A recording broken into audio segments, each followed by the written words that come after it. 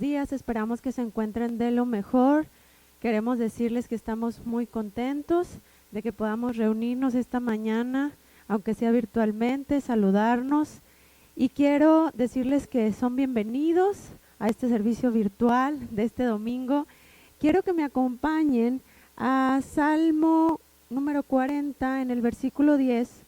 Yo lo voy a leer en la traducción lenguaje actual y dice: no oculté en mi corazón las buenas noticias acerca de tu justicia. Hablé de tu fidelidad y de tu poder salvador. A todos en la gran asamblea les conté de tu fidelidad y tu amor inagotable.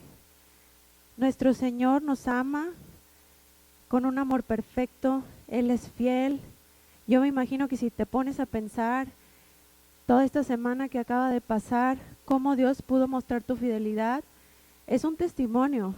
Y hoy quiero invitarte a que con ese testimonio y esa fidelidad que vivimos día a día y ese amor del Señor, le alabemos porque Él es Dios, porque Él merece nuestra alabanza, porque Él merece todo de nosotros, porque Él dio mucho más de lo que nosotros pudiéramos darle y aún así Él se fijó en ti y en mí y somos tan especiales para Él. Así que yo te invito a que le alabemos y que también ahí en los comentarios, estamos en el chat en vivo, nos saludes a otros las demás personas que están ahí, para que juntos alabemos a una sola voz al Señor en un mismo espíritu.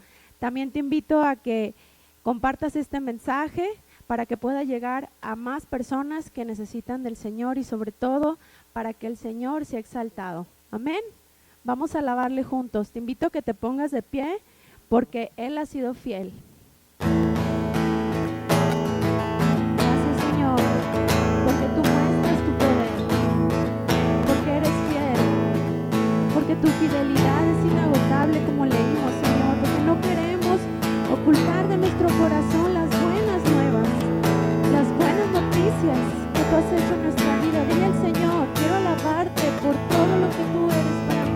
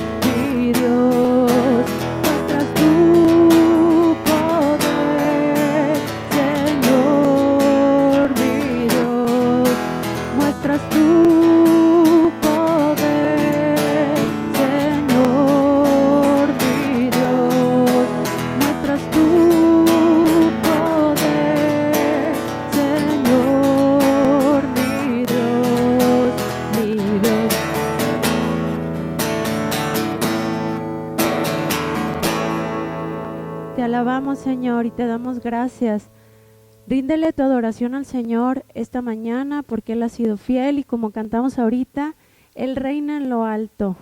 Él realmente, si clamamos, Él llega y contesta con poder. Tomemos esta palabra de alabanza porque realmente el Señor está ahí donde tú estás. Y vamos a alabarle esta mañana. Te rendimos nuestra adoración, Señor.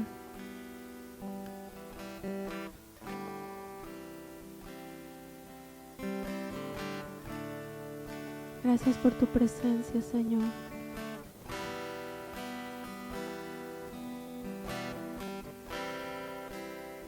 Porque no hay nadie como tú.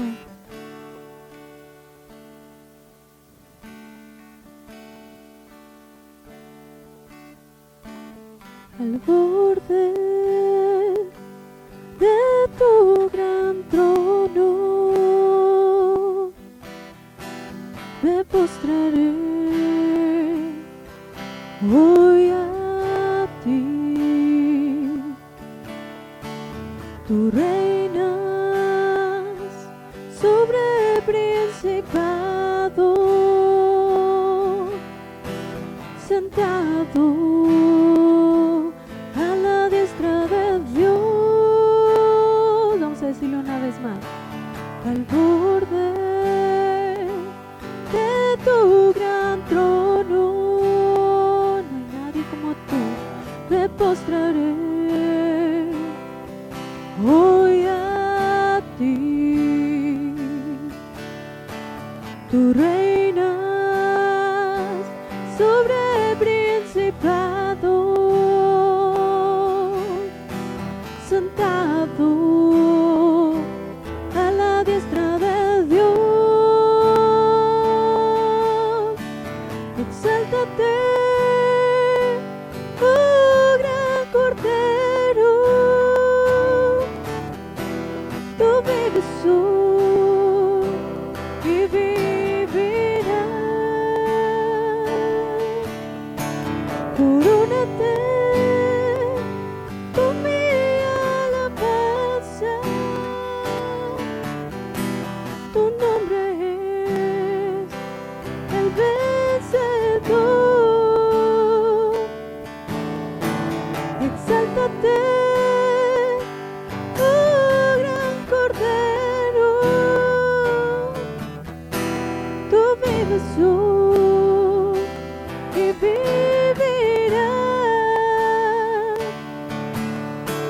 Corónate con mi alabanza. Tu nombre es el vencedor. Dile al Señor, al borde de tu gran trono me postraré hoy a ti. Tú reinas sobre principados, sentado a la diestra de Dios. Exáltate, oh gran Cordero, tú vives hoy y vivirás. Corónate con mi alabanza. Tu nombre es el vencedor. Exáltate, oh gran Cordero, tú vives hoy y vivirás.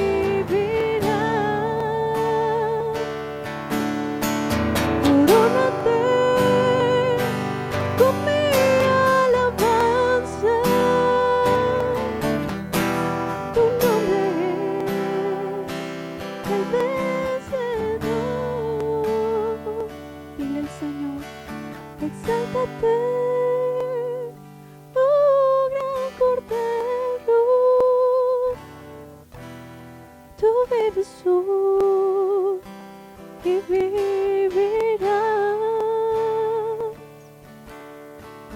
Corónate con mi alabanza, tu nombre es el vencedor, tu nombre es el vencedor, tu nombre es el vencedor.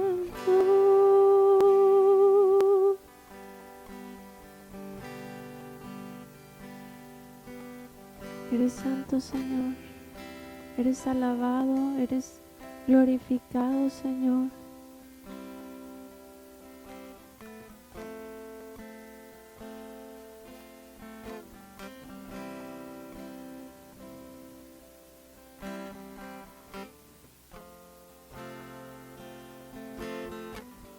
Gracias, Señor, porque tu presencia inunda este lugar y cada uno de los hogares, Señor, o los lugares donde están mis hermanos.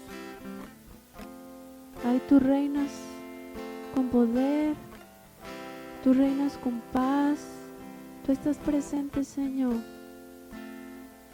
Gracias porque tu presencia en este momento está sanando, está restaurando,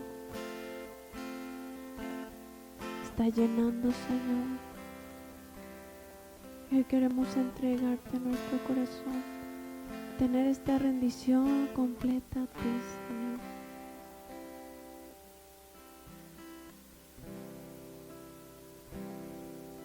Todo de nosotros es tuyo, Señor. Todo lo que somos, porque tú nos creaste.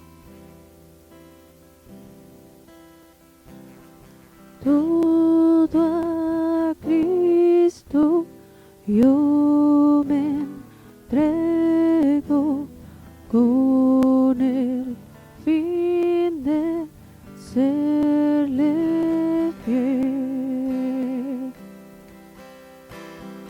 Para siempre quiero amarle y agradarle solo a Él. Vamos a decirle todo a Cristo. Todo a Cristo yo me entrego con el fin de serle fiel.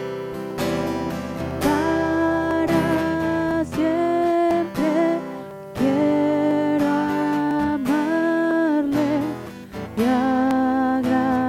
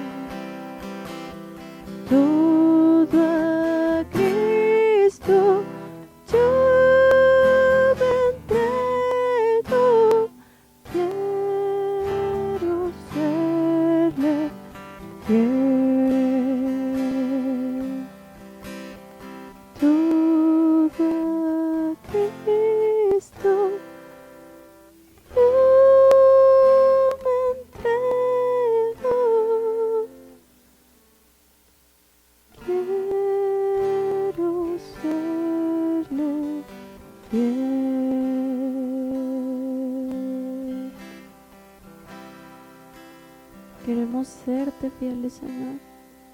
Aunque sabemos que, como dice tu palabra, Señor, aunque nosotros fuéramos infieles, tú permaneces fiel porque no puedes negarte a ti mismo. Pero queremos, Padre, permanecer fieles a ti en cada cosa que hacemos, Señor, porque la hacemos para ti, mostrándote nuestro amor, Señor, así como leímos, que realmente en nuestro corazón no ocultemos las buenas noticias, Señor, todo lo que tú has hecho en nuestra vida, Señor, que con nuestra vida sea un testimonio vivo de quién eres tú, Señor, de que aunque pasamos situaciones y procesos, tú estás ahí y tú sigues haciendo grandes cosas, aunque a veces no lo podemos ver, Señor. Pero aún si no hicieras todo eso, nosotros hemos decidido alabarte porque eres Dios. Hemos decidido glorificarte porque eres Dios. Hemos decidido rendirnos a ti porque eres Dios. Porque no hay nadie como tú, Señor. Te bendecimos y te exaltamos, Señor, en esta mañana. Gracias por tu paz y gracias por esta unidad, Señor. Que aunque estamos virtualmente, estamos en un mismo espíritu conectados contigo, Señor, con tu presencia. Gracias, Dios. Gracias por esta familia, por esta hermandad, por esta unidad, Señor, que tú produces en nuestro espíritu, que podemos sentir. Gracias, Señor. Te damos gracias, gracias. Te bendecimos. En el nombre de Jesús. Amén.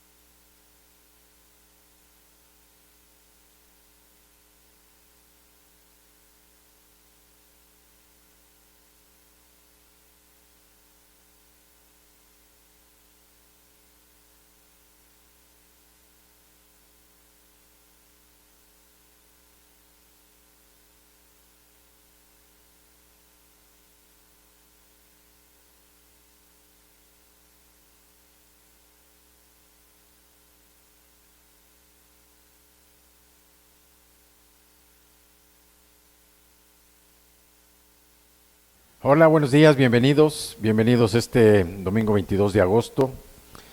Estamos una vez más transmitiendo desde esta bella ciudad de Zapopan, Jalisco. Tiempo de lluvia, tiempo de fresco, de aire, pero muy agradecidos con el Señor porque la lluvia refresca y así nos refresca su palabra. El día de hoy tenemos un mensaje que se llama La vida en tres tiempos. Y no es que vayamos a hablar de comida, ¿verdad? Porque la comida ya ven, la dividen en tres tiempos. Hoy vamos a hablar de la vida en tres tiempos. ¿Qué es? ¿Cuáles son estos tiempos? Tiempo pasado, tiempo presente y tiempo futuro. Pero para empezar, acompáñenme por favor con una oración. Se ponen de pie para que me acompañen. Y vamos a orar. Padre, te damos muchas gracias por este día, Señor. Inicia la semana y estamos poniendo delante de ti, Señor, nuestros corazones, nuestra adoración, nuestra alabanza. Te estamos, Señor, presentando la primicia de la semana, porque sabemos que tú, Señor, recibes y bendices el resto de esta semana. Te damos muchas gracias, porque nos permite, Señor, estudiar tu palabra, meditarla, nos permites también proclamarla, pero sobre todo, Padre, que podemos hablar con libertad, podemos hablar también con la autoridad, Señor, que tú nos has delegado y también, Padre, podemos gritar, Señor, lo efectiva que es tu palabra. Te damos gracias en esta mañana. Bendice, Padre, a todos nuestros hermanos que están conectados, a todos los que están aquí presentes, reunidos, Señor, participando de este evento, de esta fiesta que es para ti. Y también, Señor, unidos en un solo corazón, en un mismo espíritu, te alabamos, te bendecimos, te adoramos, te glorificamos y te damos muchas gracias por el privilegio que tenemos de abrir la Santa Biblia, por el privilegio que tenemos de meditar en tu palabra, de estudiarla, de conocerte más y sobre todo de ponerla por obra, de ponerla en práctica en nuestras vidas. Te damos muchas gracias, Padre, por este tiempo. Te pedimos que lo bendiga, Señor, que tu Espíritu Santo se derrame en esta mañana. Y también, Padre, gracias por Jesucristo, tu Hijo, que con su sacrificio, Señor, en la cruz, vino a redimirnos de la deuda del pecado que teníamos. Te damos muchas gracias, Padre, porque queremos aprovechar este tiempo al máximo en unión contigo, con nuestros hermanos, y te damos gracias en el nombre de Jesús. Amén, amén y amén. Bueno, hoy vamos a hablar de una de las cartas que escribió Pablo, una de las epístolas que escribió Pablo, a la iglesia de Tesalónica. Escribió 2 cartas a esta iglesia y vamos a dar algunos antecedentes. Nos vamos a dirigir en esta mañana a la primera epístola de Pablo a los tesalonicenses y concretamente vamos a estar meditando en el capítulo 1 de esta carta. Pero para empezar vamos a dar un pequeño contexto de lo que era o lo que representó esta carta, esta primera carta a los tesalonicenses.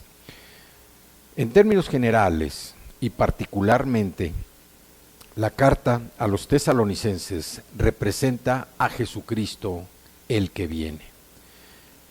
Y aquí lo podemos ver nosotros a través de los 5 capítulos que tiene esta primera carta, escrita por Pablo, en donde, si ustedes se ponen a revisar, se ponen a estudiar, vamos a ver cómo la venida de Cristo representa una inspiración para los jóvenes cristianos. Representa también un estímulo para los siervos fieles. La venida de Cristo también representa un incentivo para el amor entre los hermanos, para el amor entre los nacidos de nuevo, entre los cristianos. Y también la venida de Cristo es un consuelo para los que están afligidos. La venida de Cristo también es un desafío para la vida santa. Entonces, Pablo se está dirigiendo a la iglesia de Tesalónica, y también nosotros lo que podemos ver de todo esto es que la venida de Cristo va a ser una venida repentina. Y esta segunda venida, donde Pablo nos dice que Jesucristo es la verdad, y Pablo le está presentando en estas dos cartas a los tesalonicenses. La venida de Cristo es precisamente la esperanza de la iglesia. Y aquí podemos nosotros rápidamente hacer un repaso de lo que son los 5 capítulos de esta primera carta, donde nos habla precisamente, al final de cada capítulo, nos habla de esperar al Hijo de Dios del cielo. Por ejemplo, en el capítulo 1 nos dice: y esperar de los cielos a su Hijo, el cual resucitó de los muertos, a Jesús, quien nos libra de la ira venidera. En el capítulo 2 dice al final: porque ¿cuál es nuestra esperanza o gozo o corona de que me gloríe? ¿No lo son ustedes delante de nuestro Señor Jesucristo en su venida? En el capítulo 3 dice: para que sean afirmados sus corazones irreprensibles en santidad delante de Dios nuestro Padre, en la venida de nuestro Señor Jesucristo con todos sus santos. En el capítulo 4 dice al final: luego nosotros los que vivimos, los que hayamos quedado, seremos arrebatados juntamente con ellos en las nubes para recibir al Señor en el aire, y así estaremos siempre con el Señor. Y en el último capítulo al final dice: y el mismo Dios de paz los santifique por completo, y todo su ser, espíritu, alma y cuerpo sea guardado irreprensible para la venida de nuestro Señor Jesucristo. Después de de un repaso general por estos 5 capítulos, ¿tenemos duda de que viene Cristo por segunda vez? Si bien nosotros sabemos que la primera venida de Cristo fue una venida repentina, por sorpresa para todos, esta segunda venida no será menos sorprendente.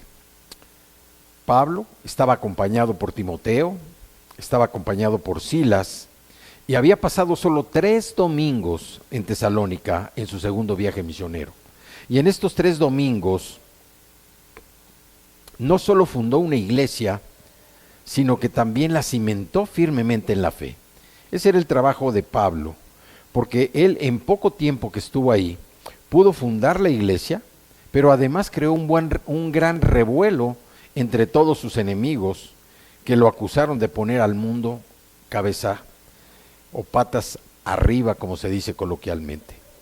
Debido a este gran revuelo que Pablo levantó, los hermanos en la fe de Pablo, lo despidieron, y Pablo tuvo que irse hacia Berea, después se fue a Atenas y finalmente a Corinto, que es en Corinto donde escribe esta epístola precisamente a los tesalonicenses. Y lo que vemos también de este ministerio de Pablo es que él, al establecer la iglesia, él pudo, por el poder del Espíritu Santo, ver la manifestación de que fuera una iglesia floreciente. Él predicó durante tres días de reposo, precisamente, en la sinagoga, y sin duda alguna también estuvo hablando con la gente, predicando el evangelio durante esas semanas. Pero el éxito de Pablo en Tesalónica no solo fue una experiencia habitual de un misionero. ¿Por qué? Porque fue tal la penetración que tuvo el Espíritu Santo, que hubo una conversión masiva de gentiles en lugar de judíos que estaban precisamente en Tesalónica. Era una experiencia precisamente de Pablo entre los paganos, entre gente pagana. Pero vemos cómo aquí el Espíritu Santo permitió precisamente que Pablo levantara una cosecha repentina. Vemos también que durante esta estancia precisamente en Tesalónica, un gran número de griegos y de mujeres se convirtieron y creyeron en Jesucristo. Esto lo podemos ver en Hechos, capítulo 17. Pero Pablo comenzó a alimentar la palabra precisamente, a alimentar a toda esta gente, a toda esta iglesia, con el alimento de la palabra de Dios. ¿Por qué? Porque habló del Espíritu Santo, habló de la divinidad y habló de la segunda venida de Cristo, como vimos al principio. Y acompáñenme, por favor, vamos a entrar a la santa palabra del Señor. Acompáñenme abriendo sus Biblias en la primera carta, en la primera epístola de Pablo a los Tesalonicenses, en el capítulo 1, y vamos a ver algunos versículos del 6, entre los versículos del 6 al 10. Dice el versículo 6, capítulo 1 de Tesalonicenses, de primera carta, versículo 6, y también la recomendación que hacemos como siempre es que se acompañen de una Biblia para que puedan seguir los textos que estamos estudiando y posteriormente en casa los puedan ustedes profundizar. Dice el versículo 6 del capítulo 1, dice, ustedes vinieron a ser imitadores de nosotros y del Señor, recibiendo la palabra en medio de gran tribulación, con gozo del Espíritu Santo. Pablo estuvo hablando del Espíritu Santo. Hablar del Espíritu Santo es algo que nosotros como hijos de Dios debemos tener siempre presente, porque la labor del Espíritu Santo no es una labor menor, es una labor que muchas veces no se nota, pero es una labor que dentro de cada persona, dentro de cada hijo de Dios, provoca ese amor, esa búsqueda del Señor cada día, provoca el estar interesado por la Escritura, provoca el estar preocupado por la oración, provoca el que cumpla uno verdaderamente con todas las ordenanzas que Cristo nos ha dejado. Dice aquí, recibiendo la palabra en medio de gran tribulación, con gozo del Espíritu Santo. Y Pablo se refiere aquí a la tribulación precisamente porque en Tesalónica no era una ciudad tranquila, era una ciudad importante, pero experimentaron persecución precisamente debido a su fe. Por eso Pablo les instruye a que siguieran sirviendo a Dios con alegría, porque el mundo no puede ver cómo es posible que el gozo y la tribulación, que nosotros como hijos de Dios, vayan de la mano, pero en toda la Biblia los vemos juntos. Una persona del mundo no puede entender cómo un hijo de Dios puede estar con gozo y atravesando una situación difícil, puede estar con alegría y enfrentando una tribulación, puede estar contento y está enfrentando una situación de dolor o de tristeza. Pero aquí vemos cómo Pablo les dice, recibiendo la palabra en medio de tribulación con gozo del Espíritu Santo. O sea, no está hablando de un gozo humano, no está hablando de un gozo personal, está hablando de un fruto del Espíritu, que es el gozo precisamente, algo que no se quita ni que no es temporal. El versículo 7 dice, de tal manera que han sido ejemplo a todos los de Macedonia y de Acaya, que también han creído. Vemos aquí cómo la iglesia estaba compuesta principalmente por gentiles en lugar de judíos. Y también en Macedonia, un lugar cercano, también Acaya, todos recibieron la palabra, pero el ejemplo que dieron los habitantes de Tesalónica sirvió para que precisamente estas ciudades, Macedonia y Acaya, la gente que vivía ahí, precisamente también se convirtiera y creyera en el Evangelio. El versículo 8 dice, porque partiendo de ustedes ha sido divulgada la palabra del Señor, no solo en Macedonia y Acaya, sino que también en todo lugar su fe en Dios se ha extendido, de modo que nosotros no tenemos necesidad de hablar nada. Y esto es lo que sucede también. Este es un claro ejemplo para nosotros como hijos de Dios. Nosotros, al hablar de nuestra fe, al hablar de nuestro testimonio, estamos hablando de Cristo, de la obra de Cristo Redentor en nuestra vida. No es necesario que nosotros estemos hablando de otras cosas o lo que es peor, muchas veces uno siente temor, uno siente miedo, siente vergüenza de hablar de Jesucristo. Pero si nosotros somos agradecidos, porque dice la Escritura, que demos gracias a Dios en todo, porque esta es la voluntad de Dios para nosotros en Cristo Jesús, nosotros tenemos que ser agradecidos. Y al ser agradecidos podemos expresar con todo nuestro corazón, con todo el poder y la fuerza que tiene el testimonio de una persona que ha aceptado a Jesús. Y esto es más poderoso que cualquier palabra que uno pueda que uno pueda dar, el testimonio de una persona que ha dejado una vida pasada precisamente por el poder de Cristo Jesús en su corazón, por el poder del Espíritu Santo que mora en él, es más poderoso precisamente para que uno diga, wow, este Dios es un Dios vivo, este es el Dios verdadero, este es el Dios que verdaderamente transforma a las personas. Tú no puedes cambiar por tus propias fuerzas, tú no puedes cambiar por tus propios medios. Necesitas un Salvador, necesitas a Cristo Jesús para que Él pueda hacer la obra transformadora en tu vida. Tú no puedes dejar un vicio por tus propias fuerzas, tal vez lo puedas dejar por un tiempo, pero no de manera definitiva. Necesitas precisamente el poder de Cristo en tu corazón, en tu vida, el poder del Espíritu Santo, porque Él es el que te convence precisamente de esos malos hábitos, de esos errores, de pecado que hay en tu vida, para que tú puedas precisamente empezar a cambiar, que pueda ser tu vida transformada, tu conducta sea renovada, tu pensamiento, y tú puedas actuar de una manera que glorifiques al Dios del cielo.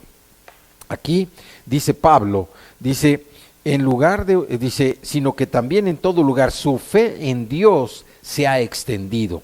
Por eso es tan importante el testimonio de nosotros como hijos de Dios. Cuando nosotros estamos dando el testimonio, estamos hablando de la fe, estamos invitando a otros hermanos a que motiven su fe. Estamos siendo apoyadores para consolidar la fe como fruto del Espíritu. La fe en Cristo Jesús, que es el que verdaderamente hace posible lo que es imposible a nuestros ojos. Dice, de modo que nosotros no tenemos necesidad de hablar de nada, porque una persona con su testimonio puede invitar, puede mostrar a Cristo a otras personas sin necesidad de hablar más. Y el versículo 9 dice, porque ellos mismos cuentan de nosotros la manera en que nos recibieron y cómo se convirtieron de los ídolos a Dios, para servir al Dios vivo y al Dios verdadero. Prácticamente lo que uno hace cuando viene a Cristo es aceptar a Jesús como su Salvador personal, voltearse de todos los ídolos que teníamos, porque los ídolos son muchos, son variados, y poner todo nuestro corazón en una sola persona, en Jesucristo. Por eso dice aquí, porque ellos mismos, o sea, los de Macedonia y los de Acaya, cuentan de nosotros la manera en que nos recibieron. ¿En que nos recibieron quiénes? Los de Tesalónica. Y cómo se convirtieron de los ídolos a Dios para servir al Dios vivo y al Dios verdadero. Y el versículo 10 dice, y esperar de los cielos a su Hijo, al cual resucitó de los muertos, a Jesús, quien nos libra de la ira verdadera. Cuando nosotros aceptamos a Jesús, Jesús nuestro Salvador, es ahora el intermediario, es el intercesor delante de Dios. Nosotros ya no necesitamos de ninguna otra persona, solo de Jesucristo, que intercede ante Dios por la vida de nosotros. Nosotros ya no estamos expuestos a la ira de Dios como estábamos antes de conocer a Cristo, antes de aceptar a Jesús. Hoy nosotros ya estamos exentos de la ira del Señor, porque quien aboga por nosotros es Jesucristo el Salvador. Pablo se preocupó por los jóvenes conversos, de tal manera que envió a Timoteo desde Atenas para fortalecer su fe y traerles noticias de cómo estaban ellos trabajando. Timoteo trajo un informe favorable, que fue un gran consuelo para el apóstol de la iglesia. Sin embargo, Timoteo también descubrió algunas fallas que había que corregir. La iglesia tenía opiniones falsas sobre la venida del Señor, porque algunos estaban preocupados por las personas que habían muerto, temiendo que ellas no pudieran participar de la gloria del regreso del Señor. Y otros estaban tan abrumados por la verdad del regreso de Cristo, que estaban descuidando sus tareas de todos los días. Acompáñenme al capítulo 4, y vamos a leer los versículos del 10 al 12. Dice, y también lo hacen así con todos los hermanos que están por toda Macedonia. Pero les rogamos, hermanos, que abunden en ello más y más. Aquí está hablando Pablo precisamente de algo tan importante en el corazón de un hijo de Dios, que es el amor fraternal. Dice, pero acerca del amor fraternal no tienen necesidad de que yo les escriba, porque ustedes mismos han aprendido de Dios que se amen unos a otros. Y el versículo 9, Es el versículo 10, perdón, dice, y también lo hacen así con todos los hermanos que están por toda Macedonia, pero les rogamos, hermanos, que abunden en ello más y más. O sea, que el amor no sea algo que se limite, que sea algo que verdaderamente se muestre, porque es lo que Cristo hace en la vida de nosotros. Mostrarnos precisamente ese amor, mostrarnos esa misericordia, mostrarnos su gracia redentora, para que nosotros podamos seguir avanzando en nuestra madurez espiritual. Y el versículo 11 dice, y que procuren tener tranquilidad y ocúpense de sus negocios y trabajen con sus manos de la manera que les hemos mandado. Y el versículo 12 dice, a fin de que se conduzcan honradamente para con los de afuera y no tengan necesidad de nada. La vida cristiana llena del Espíritu Santo no debe caracterizarse precisamente por el desorden, sino por la paz de Dios, que en nosotros libera precisamente lo que está en opresión en nuestra vida, así como una persona oprimida es liberada precisamente por el poder del Espíritu Santo. El dominio propio en todo momento y la fidelidad a los compromisos con Dios. Aunque haya tempestades de adversidad, aunque sucedan circunstancias, aunque las tribulaciones se vengan de gran manera azotando, nosotros como hijos de Dios continuamos experimentando esa confianza interior precisamente que nos llena de paz y la cual solamente puede provenir ¿de quién? De Jesucristo el Señor. Entonces, vemos aquí lo que Pablo dice, que unos estaban tan abrumados. Primero lo que dice es que demostremos ese amor, el amor que Cristo nos muestra a nosotros, a cada uno de nuestros hermanos. Y luego dice también que no estemos tan preocupados por el regreso de Cristo, que temiendo no participar en esto, descuidemos nuestras tareas diarias. Y por eso dice aquí en el versículo 11, procuren tener tranquilidad y ocúpense de sus negocios. Trabajen con sus manos de la manera que les hemos mandado, a fin de que se conduzcan honradamente con los de afuera y no tengan necesidad de nada. Entonces, deseando corregir todos estos puntos de vista erróneos e inspirar y consolar a los nuevos conversos, es como Pablo escribe precisamente esta primera epístola a los tesalonicenses. Esta carta es una plática de Pablo con los creyentes de corazón a corazón.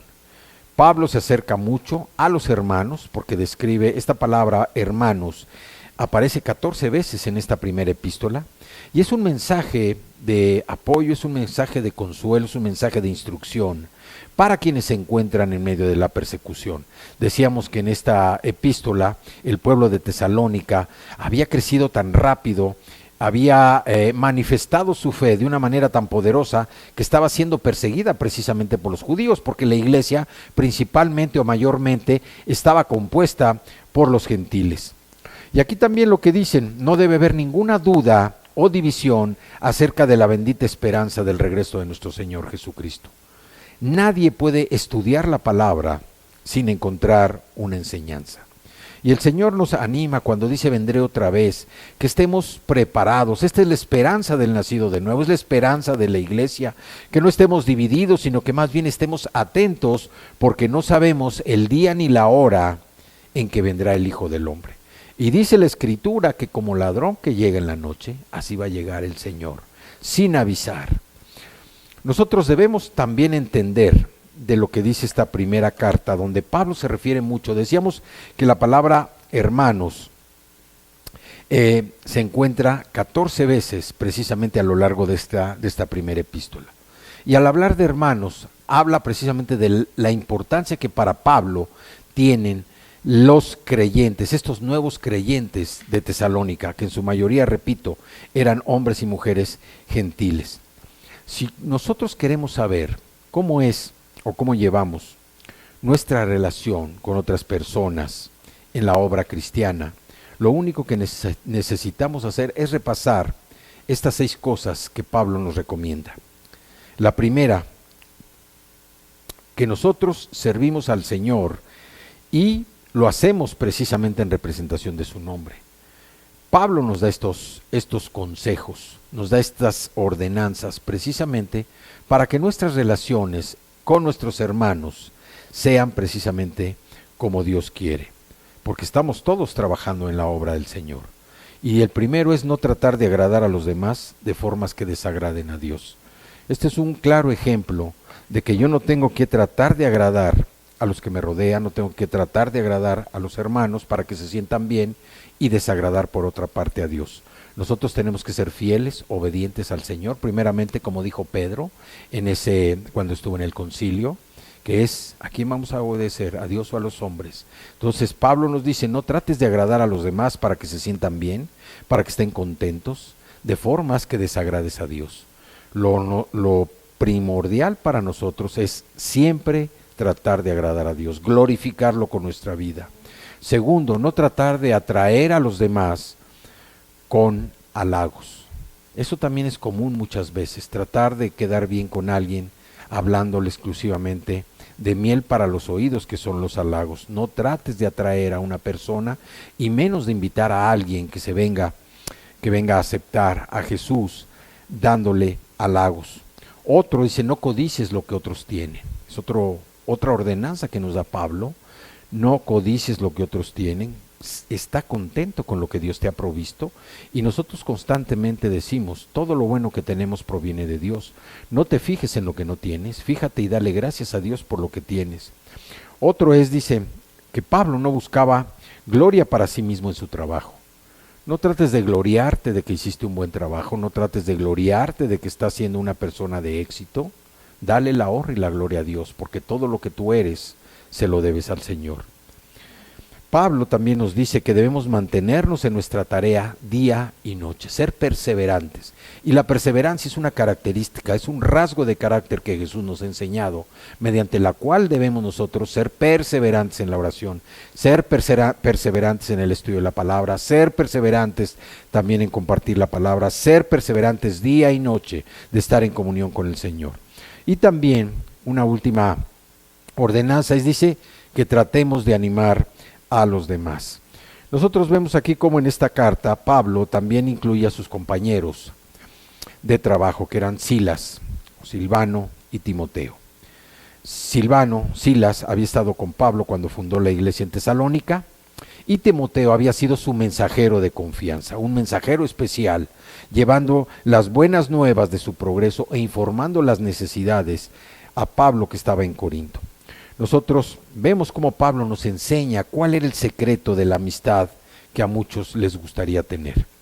Pablo amaba a la gente, y lo que nos enseña esta escritura es Dios hablando por medio de Pablo, es que nosotros debemos tener un corazón de amar a las personas. La Biblia nos dice lo fácil que es tener amigos. Acompáñenme a Proverbios capítulo 18, versículo 24. Dice la escritura: el hombre que tiene amigos ha de mostrarse amigo, y amigo hay más unido que un hermano. Y eso es exactamente lo que hizo Pablo.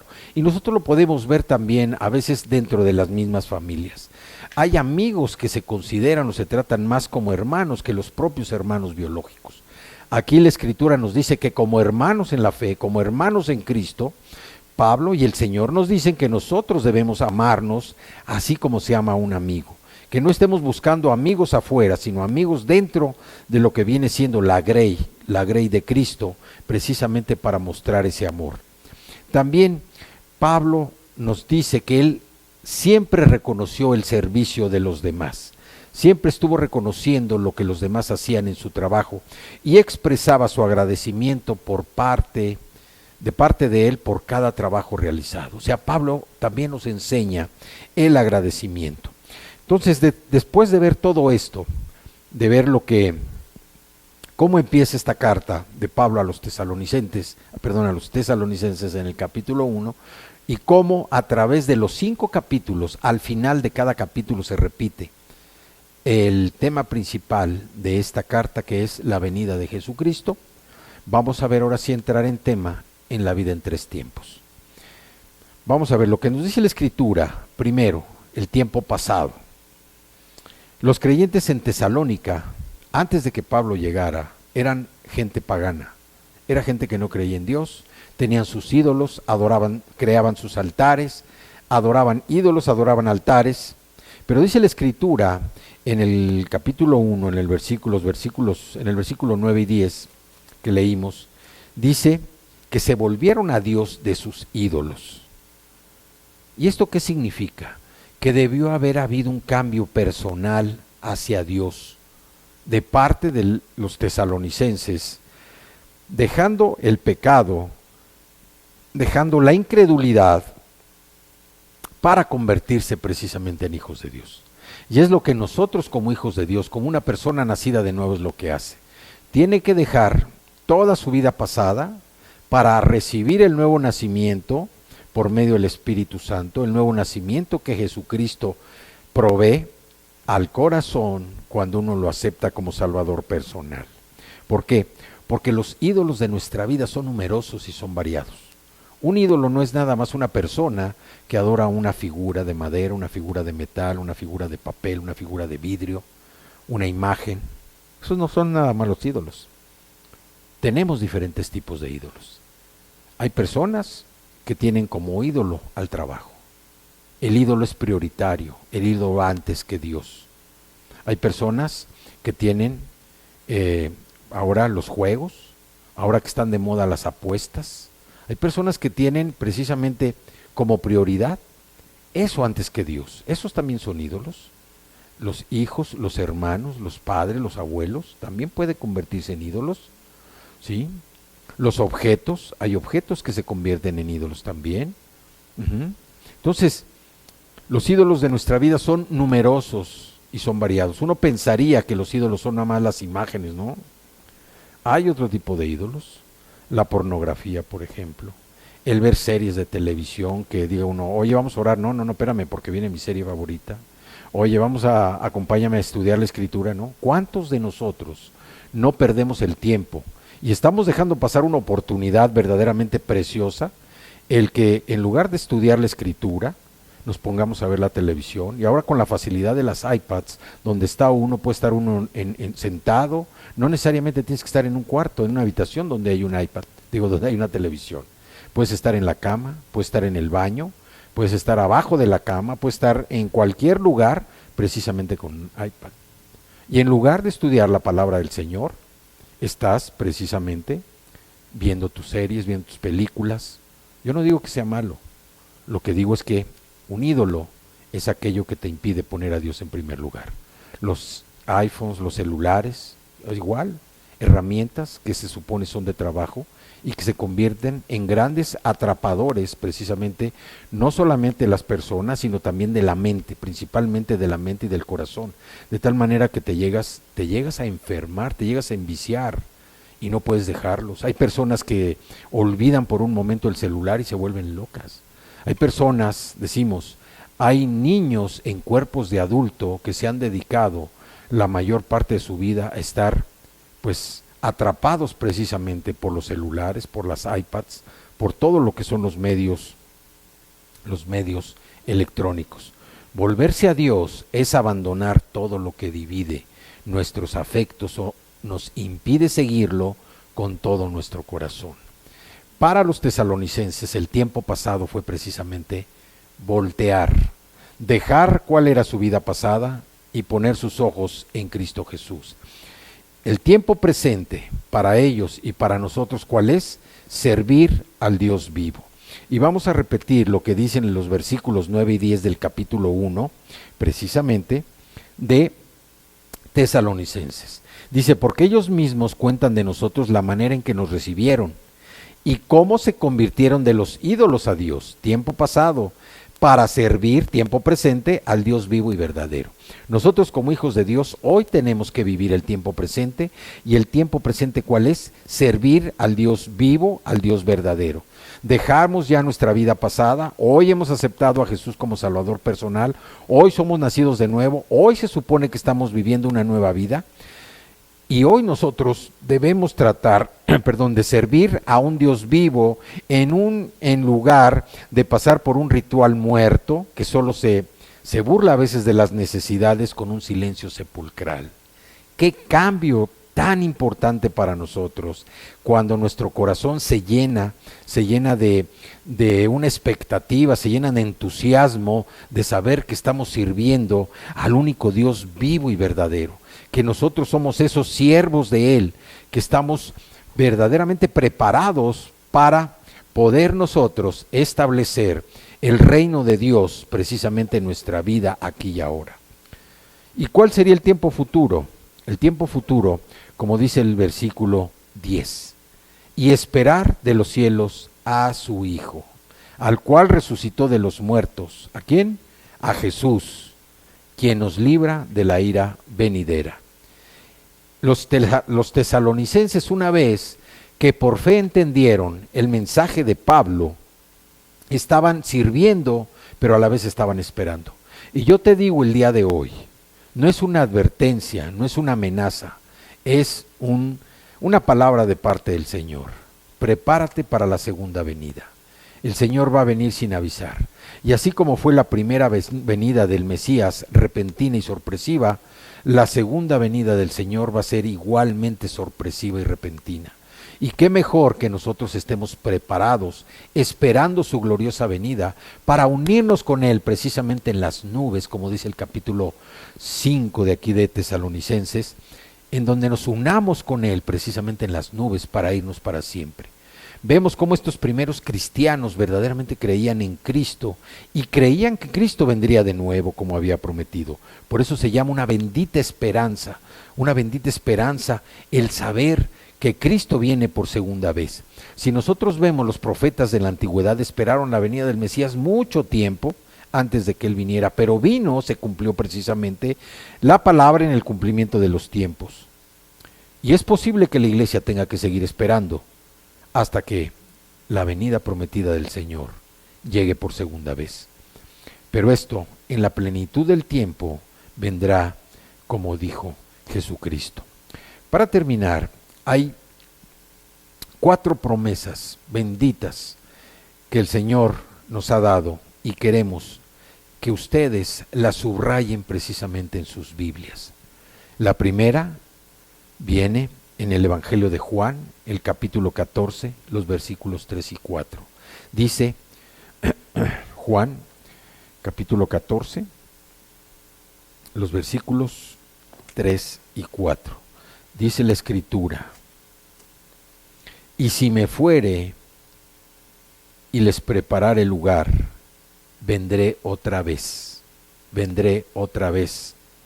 y los tomaré a mí mismo, para que donde yo estoy, ustedes también estén. La segunda venida de Cristo. Y saben a dónde voy y saben el camino. Necesitas estar preparado, necesitas prepararte. No te dejes envolver por las cosas que te roban el tiempo en lugar de atender a Dios.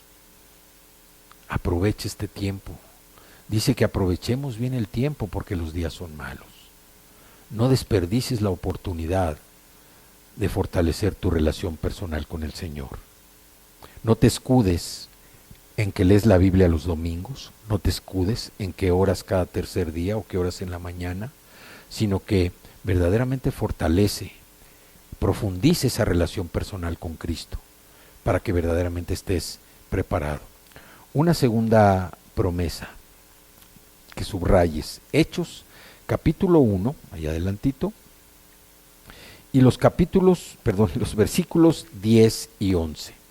Dice la Escritura: y estando ellos con los ojos puestos en el cielo, entre tanto que él se iba, ¿quién era? Jesús resucitado.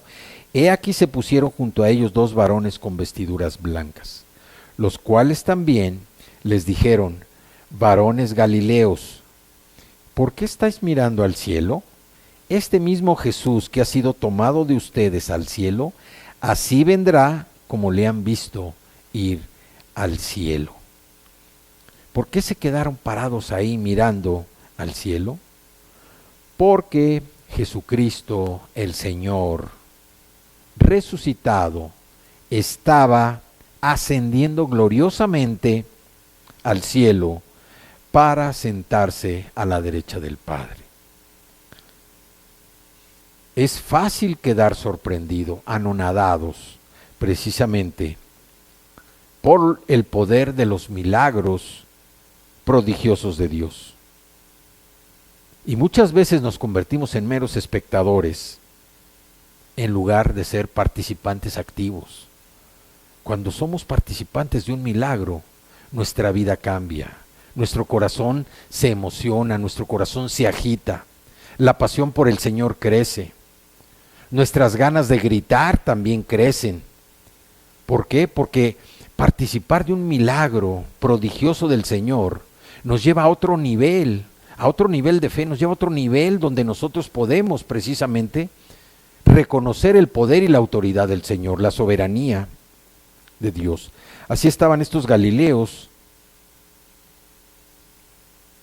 viendo la ascensión de Jesús. Dios nos llama precisamente a la acción, una acción que esté investida de su poder. Y un poder que nos da ¿quién? El Espíritu Santo. ¿Por qué? Porque nosotros debemos contar a otros de la salvación, darles testimonio de lo que el Señor ha provisto para cada uno de nosotros.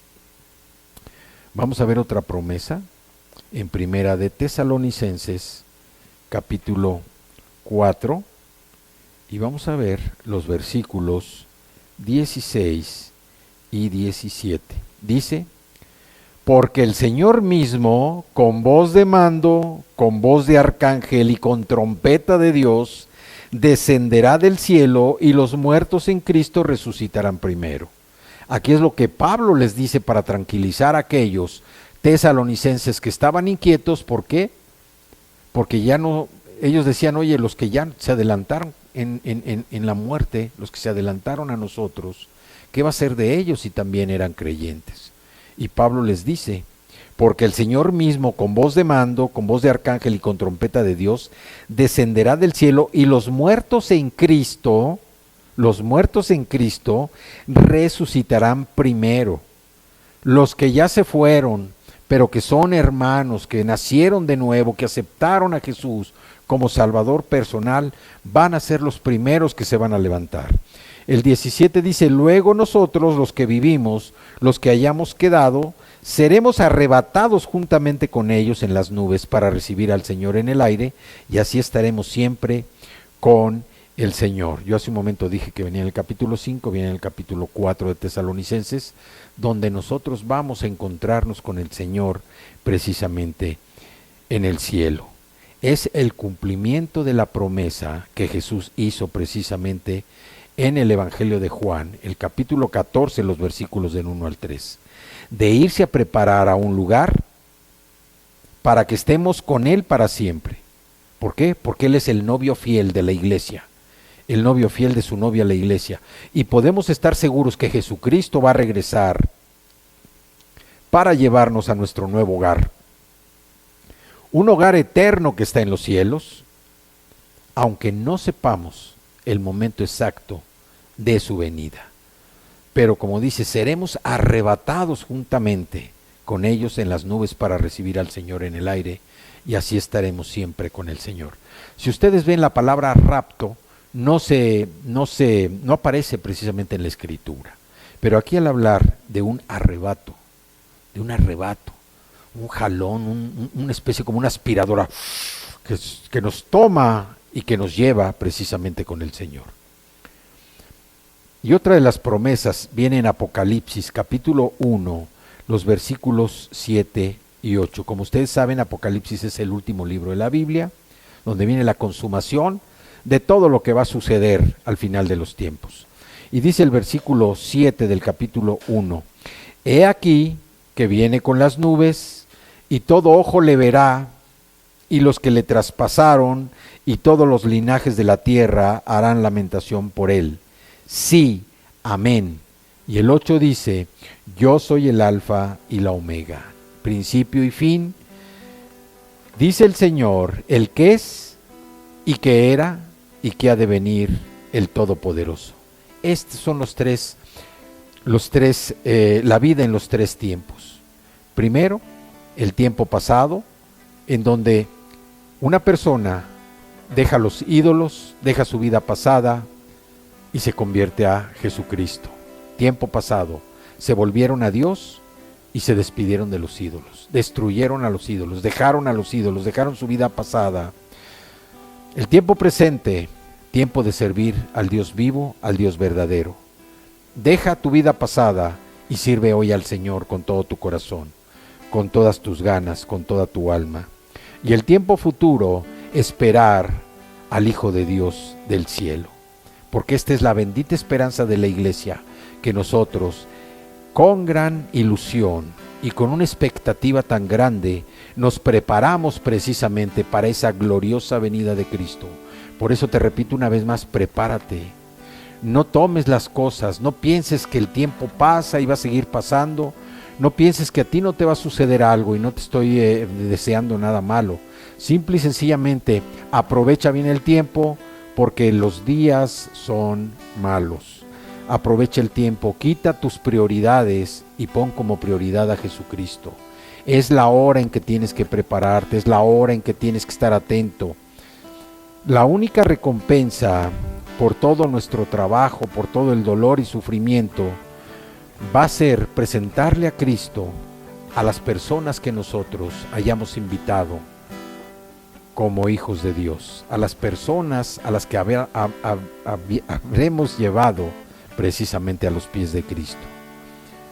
Esto va a ser posible cuando Cristo regrese. Así es que piensa, prepárate, ya no pierdas el tiempo. Es bueno que trabajes, pero no dediques todo tu tiempo a trabajar. Dedícale tiempo a Dios. Dedícale tiempo a tu familia, dedícale tiempo a tus hijos, a tu esposa, dedícale tiempo a tus padres.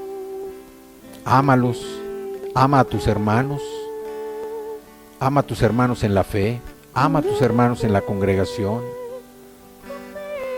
Estás viviendo un tiempo presente, sirve al Señor con todo tu corazón, atiende al llamado del Señor.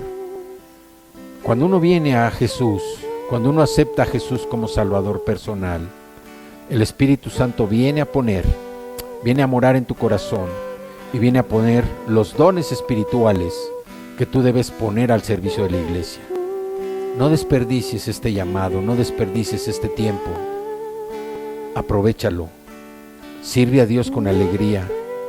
Fortalece el cuerpo de Cristo, el cuerpo de la iglesia, precisamente para que puedas tú honrar a Dios y glorificarlo con tu vida. Y el tiempo futuro, la segunda venida de Cristo.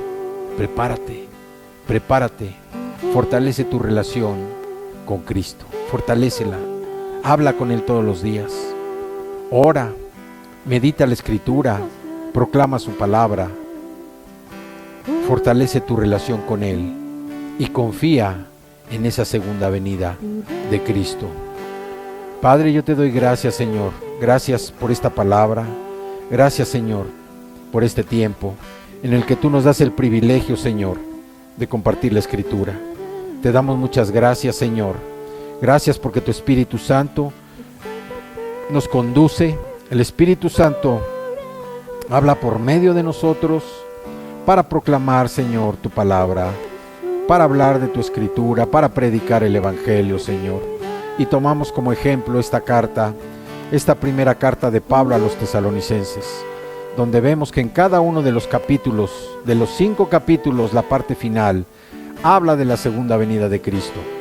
Y para eso nosotros debemos estar precisamente preparados. Tiempo pasado, dejamos a los ídolos, dejamos nuestra vida pasada. Tiempo presente, estamos sirviendo al Señor. Estamos en una relación personal con Cristo, trabajando, amando, buscándolo todos los días, creyendo en Él, siguiéndolo, obedeciéndolo y sobre todo sirviendo a la iglesia, sirviendo al cuerpo de Cristo. Y el tiempo futuro, seguir creyendo, esperando la segunda venida gloriosa de Cristo Jesús. Padre, te damos gracias, Señor. Muchas gracias por este tiempo. Gracias, Señor, porque nos permites y nos das el privilegio de poder compartir la Sagrada Escritura. Gracias, Señor. Te damos a tu Espíritu Santo. Gracias en el nombre poderoso de Cristo Jesús. Amén, amén y amén. prepárate, no tomes a la ligera estas palabras. Prepárate para la segunda venida de Cristo. Que Dios te bendiga, te guarde, te cuide, te proteja, que haga resplandecer su rostro sobre ti y que todos tus caminos sean paz.